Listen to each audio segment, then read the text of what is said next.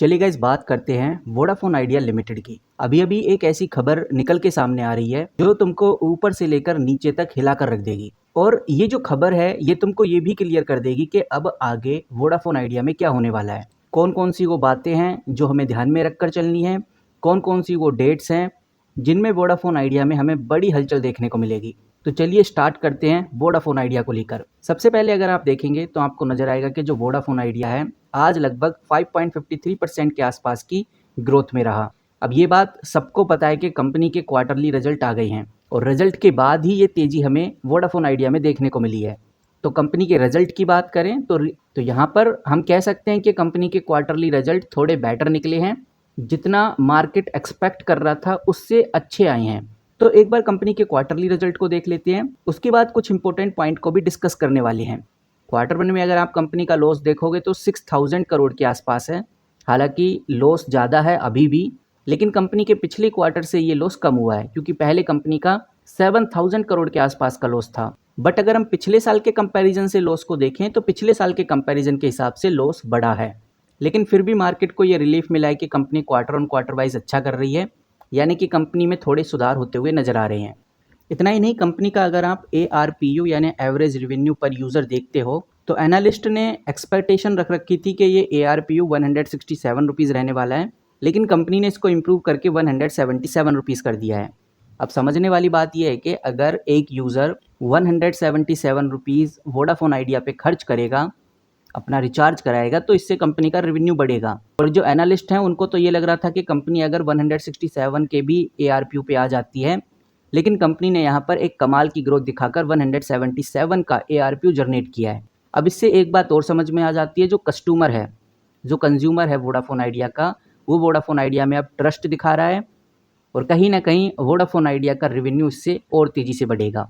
मतलब जो यूज़र है वो ज़्यादा पैसे स्पेंड कर रहा है वोडाफोन आइडिया में और जो हायर वैल्यू प्लान है उनको भी चूज़ कर रहा है। इतना ही नहीं, अभी कंपनी ने ये भी बताया कि जो अनसब्सक्राइब करने का ट्रेंड चल रहा था वोडाफोन आइडिया में वो अब स्लो हो चुका है। इस बार सिर्फ 0.5 मिलियन लोगों ने ही अनसब्सक्राइब किया है वोडाफोन आइडिया को। अभी भी वोडाफोन आइडिया के पास 197 मिलियन के आसपास यूज़र बचे हुए हैं। और कंपनी ने ये भी बताया कि भाई इस क्वार्टर में लगभग 1.6 मिलियन नए सब्सक्राइबर इस बार वोडाफोन आइडिया ने जोड़े हैं। मतलब साफ है कि कंपनी कहना चाह रही है जो कस्टमर्स हैं वो वोडाफोन आइडिया से अब छोड़ नहीं रहे। मतलब कंपनी का साफ साफ कहना है कि जो कस्टमर्स वोडाफोन आइडिया को छोड़ रहे थे, वो जो स्पीड थी छोड़ने की वो कम हो गई है, जो कि एक पॉजिटिव सिग्नल है। वहीं कुछ बड़े ब्रोकरेज का नाम भी निकल के सामने आ रहा है, जैसे मोतीलाल ओसवाल ने वोडाफोन आइडिया को लेकर कुछ बड़ी बातें कही हैं। मोतीलाल ओसवाल का भी यही कहना है कि जो लॉस है कंपनी का वो एस्टीमेट से थोड़ा बेटर निकल रहा है और रेवेन्यू अभी के टाइम पे ओके है और जो सब्सक्राइबर्स हैं उनका ड्रॉप भी स्लो हुआ है। UBS ने भी बोला है कि जो वोडाफोन आइडिया को लेकर मैं न्यूट्रल सेंटेंस अभी देना चाहूँगा। वोडाफोन आइडिया को लेकर प्राइस टारगेट भी 8 रुपये 5 पैसे के आसपास दिया है। उनका कहना है कि भाई ARPU कंपनी का अच्छा है, जो कि एक पॉजिटिव बात है। वहीं EBITDA मार्जिन को लेकर उन्होंने बोला है कि EBITDA मार्जिन थोड़ा सा घटता हुआ नजर आया है, 41.8% आपको EBITDA मार्जिन देखने को मिलेगा। वहीं अगर हम कंपनी के कैपेक्स की बात करें यानी कैपिटल एक्सपेंडिचर की, क्वार्टर वन में कंपनी ने 2440 करोड़ के आसपास का खर्च किया है नेटवर्क एक्सपेंडिशन में। और जो क्वार्टर फोर था इससे पहले जो निकल गया उसमें कंपनी ने 3210 करोड़ के आसपास खर्च किया था। मतलब कंपनी अब अपनी इन्वेस्टमेंट को थोड़ा स्लो कर रही है क्योंकि कंपनी ऑलरेडी काफ़ी पैसा लगा चुकी है 5G में, और 5G में पैसा लगाने के बाद ही ये जो इम्पैक्ट है वोडाफोन आइडिया में हमें देखने को मिल रहा है। बाकी आप कैसे देख रहे हैं कंपनी के क्वार्टरली रिजल्ट को, कंपनी को कमेंट करके ज़रूर बताइए। अगर हम कंपनी के इंपॉर्टेंट रेशोज़ पे चर्चा करें तो 70,000 करोड़ के आसपास का मार्केट कैप ये रखती है। स्टॉक का PE आपको नज़र नहीं आएगा। Return on capital employ minus में चल रहा है, रिटर्न ऑन इक्विटी आपको नज़र नहीं आएगा, बुक वैल्यू आपको माइनस में देखने को मिलेगी। ओवरऑल कंपनी के इंपॉर्टेंट रेशोज़ में कोई खास सुधार हुआ नहीं है, चाहे आप डेट टू इक्विटी की बात करें, इंटरेस्ट कवरेज रेशो की बात करें। लेकिन मैनेजमेंट का कहना है कि हम अपने डेट को बहुत ही स्पीडली रिड्यूस करने वाले हैं और अगर कंपनी ऐसा कर पाती है तो ये एक काफ़ी पॉजिटिव सिग्नल माना जाएगा। बाकी मैं आ चुका हूँ मनी कंट्रोल पे, मैंने इधर भी वोडाफोन आइडिया लिमिटेड खोला हुआ है। एक बार हम कंपनी का वॉल्यूम चेकआउट कर लेते हैं आज का।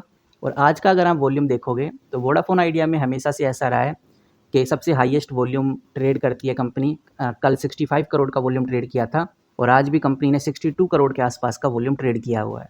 डिलीवरी परसेंटेज बहुत ज़्यादा नहीं होता, 35-36% के आसपास आपको डिलीवरी देखने को मिलेगी, लेकिन ओवरऑल ये वॉल्यूम काफ़ी हाई रहता है इस कंपनी में, जिसकी वजह से वोडाफोन आइडिया हमेशा एक चर्चित कंपनियों में बनी रहती है। ये है कंपनी का शॉर्ट एनालिसिस जो दिखाता है कि कंपनी में एक स्ट्रेंथ है, यानी एक पॉजिटिव बात है। पॉजिटिव बात यही है कि कंपनी अब पे ज़्यादा कर्ज नहीं है। साफ लिखा हुआ है कंपनी विद नो डेट, यानी कि कंपनी अपने कर्ज को धीरे धीरे कम कर रही है। इस कंपनी में 6 वीकनेसेस हैं और एक अपॉर्चुनिटी है। अपॉर्चुनिटी यही कि आज कंपनी आपको बहुत सस्ते दाम पे मिल रही है। 5 कंपनी में थ्रेड्स हैं। तो ये कंपनी का शॉर्ट एनालिसिस हो गया है और मैं आपको बताना चाहूँगा ये वोडाफोन आइडिया ही है जिसमें हमें साफ नज़र आता है शॉर्ट एनालिसिस में कंपनी विद नो डेट। और ये बात सबको पता है कि भाई कंपनी के ऊपर कर्ज है, लेकिन कंपनी जिस स्पीड से अपने कर्ज को रिड्यूस कर रही है ये काफ़ी पॉजिटिव सिग्नल है।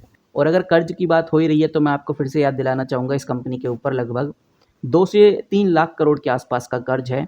तो 70,000 करोड़ की कंपनी अगर 2.5 लाख करोड़ का कर्ज रखेगी तो ये कहीं ना कहीं कंपनी को नेगेटिव बना देता है। तो फिलहाल जो सबसे बड़ी समस्या अभी वोडाफोन आइडिया में है वो है कंपनी के कर्ज को लेकर। आई होप आपको छोटी सी वैल्यूबल इन्फॉर्मेशन पसंद आई होगी। बाकी जैसी कोई बड़ी न्यूज़ कोई बड़ी खबर आएगी तो मैं आपके साथ ज़रूर शेयर करूँगा। मिलते हैं किसी नई वीडियो के साथ, तब तक के लिए take care and good bye.